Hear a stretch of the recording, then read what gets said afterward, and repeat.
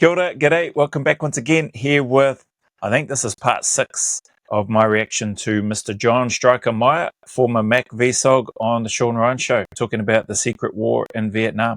So let's jump back in.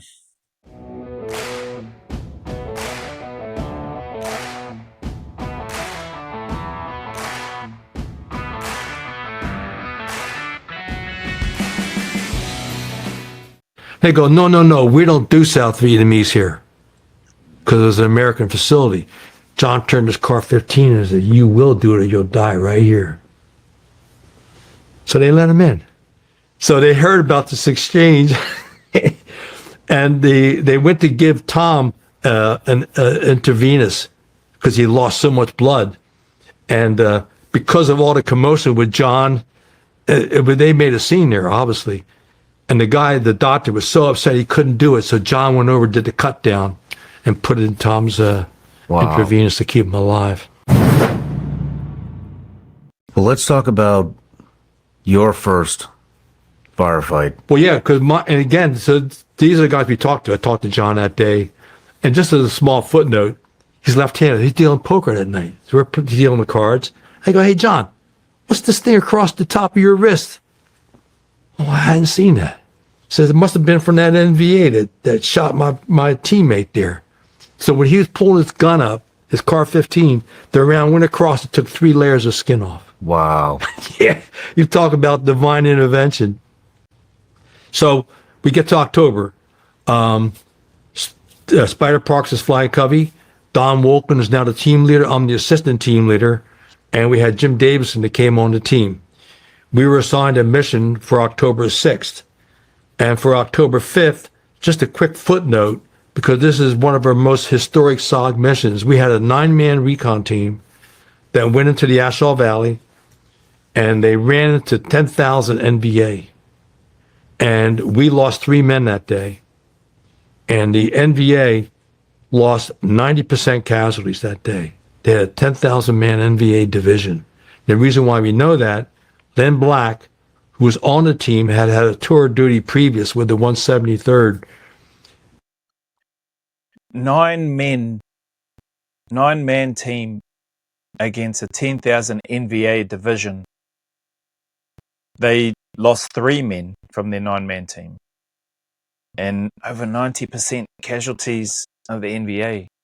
Nuts. I need to hear how they know this. He's getting into it now. Sorry for cutting him off. He took over the team because the team leader, the point man were killed. The team leader was inexperienced. He walked the team into an L-shaped ambush with 50 men. One of the men up there was a colonel, an NVA colonel. Well, that colonel called Lynn Black 20-some years later because the government had gone back to try to find the team leader's body. And Lynn had worked with the government, gave MAC coordinates, things like this. Well, Lynn gets a phone call. And this guy's he was a colonel in 68, but now he's a big general up in North Vietnam. He says, I was the commander that ambushed your team that day. So they talk back and forth. And then at the end of it, Lynn goes, we had a bad day. We lost 3 men. So we noticed from the colonel, he, of course, then a general, he says, we had a bad day too. Between your recon team, TAC Air, helicopter gunships, you inflicted 90% casualties on our 10,000-man division. Wow. Wow. Holy heck. Okay, that makes sense with the TAC Air. I was going to say it must have been a massive amount of air support to inflict that many casualties, because I don't see 9 men down to 6 men inflicting that sort of casualty rate. Damn, but still. Wow.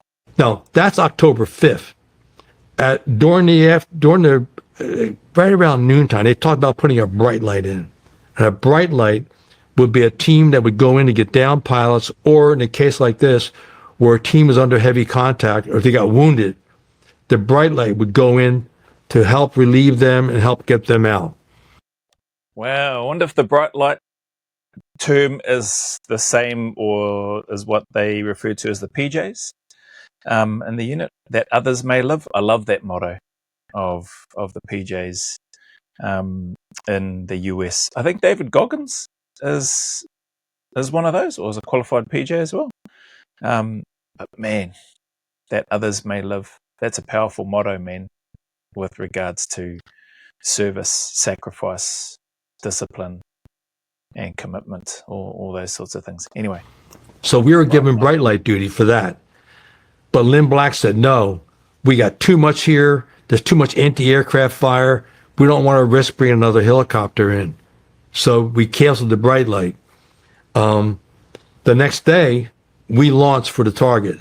And that is the photograph on the front of Across the Fence, where we took pictures and we never did it again, because if you look closely at the picture, Hep and Sal are really unhappy. They didn't want to take pictures. They were superstitious. But 6-man team, we got up early, launched into a target, Echo 4.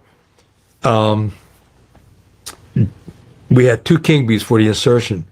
So Don was the team lead. He jumped out first, and the helicopter came in with the right wheel and the right door facing a bomb crater. And there was elephant grass on the bomb crater. And the helicopter, because of the time of day, was warm. It was kind of moving up and down. It couldn't come to a complete hover or stable hover because the other wheel was dangling off the side. So Don jumped out and disappeared. And the helicopter moved over. I waited a little bit, and I thought it was close to the bomb crater. So I jumped out, missed the bomb crater because I was carrying so much weight.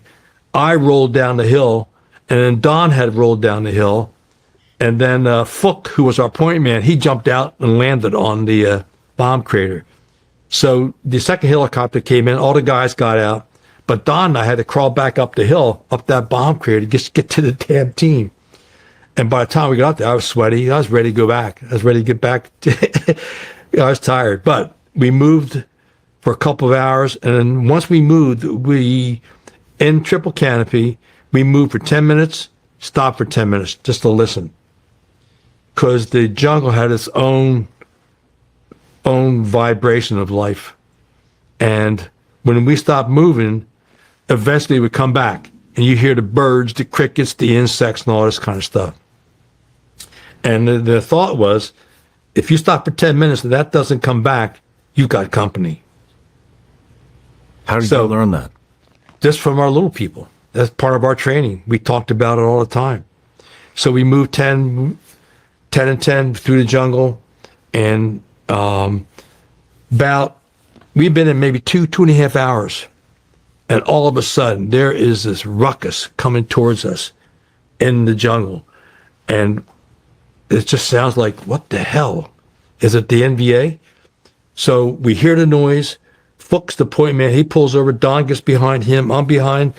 And we got the car 15s out, getting ready to pull the pins off the hand grenade, you know. You know how the pins go through. Get it ready so you can pull it quickly. And we get online. Here they come. We got overrun by monkeys. By monkeys? Monkeys. What do you call a flock of monkeys? A herd of monkeys? Let's call it for this purpose. A flock of monkeys overran. It had to be commie monkeys. But they overran us. And we were sitting there going, oh, Jesus. So we put the pins back in and get everything back, get back online. How many monkeys were there? A lot. We didn't take time to count. We were just so happy to see monkeys and not NVA soldiers charging at us with AKs. So we moved maybe another hour or so, got hit by bees. Fook got stung. Don got stung really bad. So we had to stop putting mud on the bee wounds. And we moved for the rest of the day. By around about 4 o'clock or so, we began to hear trackers shooting. And the NVA, when they knew a team was in the area, they would have code back and forth with weapons. Of course, they had radios of some sort, I assume. And we heard them begin to shoot. Sometimes we could never quite tell if they were trying to direct us into a way to go. But our mission was initially a area recon, just to find out what was going on. But they told us that there was an American POW camp that was in that target box. So Don was like, that's my priority mission. If we can get to that American POW camp, that is what we have to go for. So in our minds, that's what we're going towards. We move up until last light. We get in and set up an RON, a rest overnight slot. And right before 5 final dust, like the last 5 or 10 minutes, there's a gunshot from one of those trackers who had come within 10 yards of us. And that was jarring. They fired that shot off to have them that close. So we set up the RON, we put out claymore mines at night. And of course, with during the night, we would take turns rotating. And my tour duty was around 1 o'clock. So within 10 yards, somebody's shooting. Yeah. I was going to say, that's bloody close. I wonder if he talks about if they saw him and or if they had thoughts of looking to take, well, I suppose they wouldn't have known, they may not have known how big the force was, but 10 yards. I'm glad Sean said it. But again, the jungle's so thick, you couldn't see. I mean, with triple canopy, like I could see Don when he's in front of me, but I couldn't see the point man, who Don could see.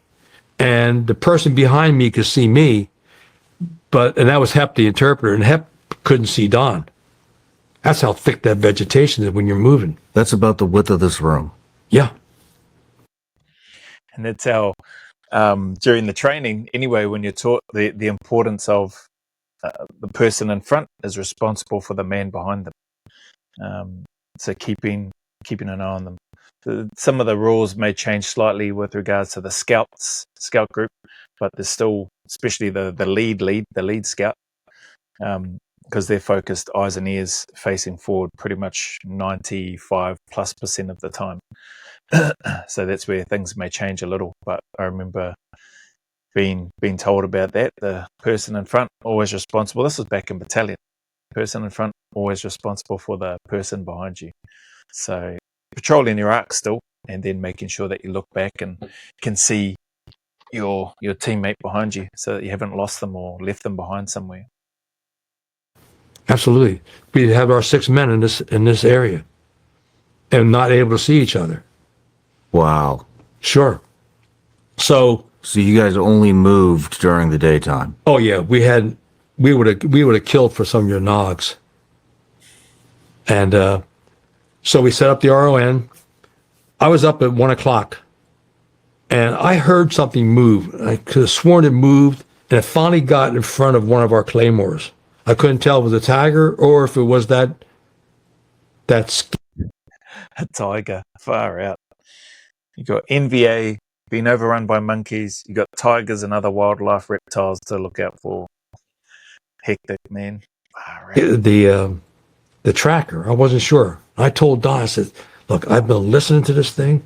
It's in front of the claymore. And of course, what we had been told was the NVA, if they had a chance, they would get a claymore and turn it around.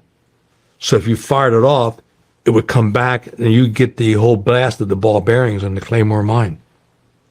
So geez, if they're finding a claymore that you've placed out and turning it around, you've not done a very good job of camouflaging it and hiding that away. Gee, they were that good. Oh yeah, they had done it before. We had teams that they had done that too. Wow. So I told Don, I said, I think I got an NVA in front of the claymore. Is there something out there? I want to blow it. And he said, no. I said, I thought he said go. So I clacked that. I get that old MK57 and clack that claymore. It goes off. It was quiet for the rest of the night, but Don was pissed. Sal was really pissed with me for firing that thing off. So first light, we moved out. We moved, again, 10 and 10 throughout the day. Around about 12:30, 1 o'clock, we were trying to get up this one mountain to go down. And the jungle was so rugged with the rock formation and everything and the growth. There's like a little goat trail that kind of started down here and went up. And so we got out in the goat trail. How could you guys, how do you navigate and shit that thick? Our little people were so good. Point to point, or I didn't know that. So he sounds like they've got some little people. They're locals, I'm guessing, who would be familiar with it. But yeah, point to point, you take shorter legs with regards to the bearings if you have to. I haven't been in anything by the sounds of things as thick as what he's describing. So, what do I know with regards to that? But you'd take shorter legs It means that you're going to take longer to get to your target, unless you've got the local knowledge, which it sounds like they've got I'm assuming when he uses the term "our little people." Don was good with a compass, and we just, Sal and Fook. Fook was our point man for that mission, and then Sal had trained him up. So we told them where we're going, and they knew. They worked it. Of course, on that mission, Don was doing all the coordination between the point man and talking to Hep for anything further. So looking for a POW camp Yeah. within a target square. How big is a target square? 6x6 box, 6 click by 6 click. So how would you look for, what was the method to find a POW? In this case, we knew we had to move away from the LZ and go to a general area that the intel reports were approximate where it was. So we were en route to that. We had been in the jungle moving. It got so rough. We found this little goat trail. So normally we just stayed away from trails. But on this day, we went out. And by now, I was the 5th man in the formation. Sal was the tail gunner. I'm 5th man. Hep, and then Don, and then Fook running point, and Robinson. I'm sure John will get to it, but I'm assuming, I don't know what their tactics or techniques would have been in that time or for how they were operating, but the thought that runs through my head, which with regards to Sean's question, how do you start breaking up and searching an area like that? Probably similar to when you're trying to identify potential sniper hides or places where the snipers might position themselves. You're looking on your map and looking at the terrain and the ground, looking at access points for supply routes, whether that be by road, tracks, water. You're looking at places whereby you think the enemy would want to hold a potential POW camp. This is just my thought here as I'm listening to, thinking of Sean's question, because it's the sort of stuff that I suppose I would look at. Where would I want to position one that gives me these easy access and escape routes to get out, whilst making it as difficult as possible for likely enemy or their friendly forces to make access and try to get into those areas, try to funnel those access points down or narrow them down as much as possible, and then starting in those areas, and then from there, if those all turn up nothing, having a good search in and around those areas, then starting to make a couple of decisions. Is it actually in this block, in this grid square that we assume, that we suspect it is, or do we suspect it's somewhere else? Gathering intelligence and information the whole time. Otherwise, if you still think it's there, then starting a more generic but methodical sweeping approach, once starting from one end essentially, and then moving through after you've looked to try to target as best you can those possible sites, if that makes sense. I'm not sure if Mr. Meyer's going to get into that, of what they did. Hopefully he does. 6 man was between us. And so we're going up this trail, maybe for, must have been like a half hour or so. We really had done some extensive climbing. It's pretty steep. At one point, when you get near the top, when you start to turn, Sal is back there. Says he goes, he makes this really loud hissing sound. I turn around, and he's looking backwards, and he's pointing down the hill where we had come. There were 2 NVA, tall NVAs with pith helmets, AK-47s at port arms, stand there in black. And they looked tall. They may have even been Chinese. So I told Sal, I'm going to get the 779 and put a round on those assholes. He said, no, tell Wolken. So I told Don. At that point, he took us straight up the hill, got to the top of a little knoll. We got up there about 2 o'clock or so. We set up a defensive perimeter up there. He says, get on the line, call TAC Air. We're going to be in a prairie fire emergency. So I get on the radio, make a couple calls, no response. And we were on the perimeter. We had a little break. I get a can of apricots out. I could use a break. So I'm opening my apricots. Fook, Hep, and Sal opened fire. And then Davison opened fire. And it's like, do mammy. And Up the hill were coming NVA. And Sal had heard them first and blew them back down the mountain. Well, I spilled my apricot nectar, put the can down, get into the firefight. And the firefight went on. They kept coming back at us time after time up that little mountain, up the hill. But the hill was small enough that there could only be so many people. And some guys came up from the side and some came up from the left side. But the vegetation was rough. We're on top of that hill. Sal could tell them when they were coming, and Foot could hear them. And this went on. Now I'm on the radio. We have a prairie fire emergency. So when the team is on the ground, and when we're in Laos, not in Cambodia, but in Laos, if you call it a prairie fire emergency, any and all attack air that was within any distance would be diverted from their targets to come cover us. And of course, that would include the A-1 Sky Raiders, the old Korean War planes, but those are the ones we love the best. They could stay on station the longest with the most ordnance. They could carry the same amount of weight that a B-17 carried in World War II. So, but this was a single engine, huge engine, and most of them were single pilots. The A-1E was a two-face with a pilot and a co-pilot. But they didn't use those too much for SOG missions because they just needed as much orders as we could get. Pretty hectic, man, listening to this. I'm going to pause this here because I'm getting some pop-ups on my software on the laptop. So I think I'm going to have to do some shorter ones for a little bit till I can figure out what's going on. But appreciate your time if you made it this far.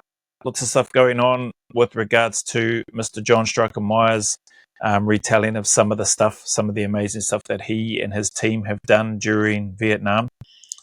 Hectic, man. But anyway, I will come back to this one on another day. And until the next video, just appreciate your time as always. Thank you very much for your support if you made it this far.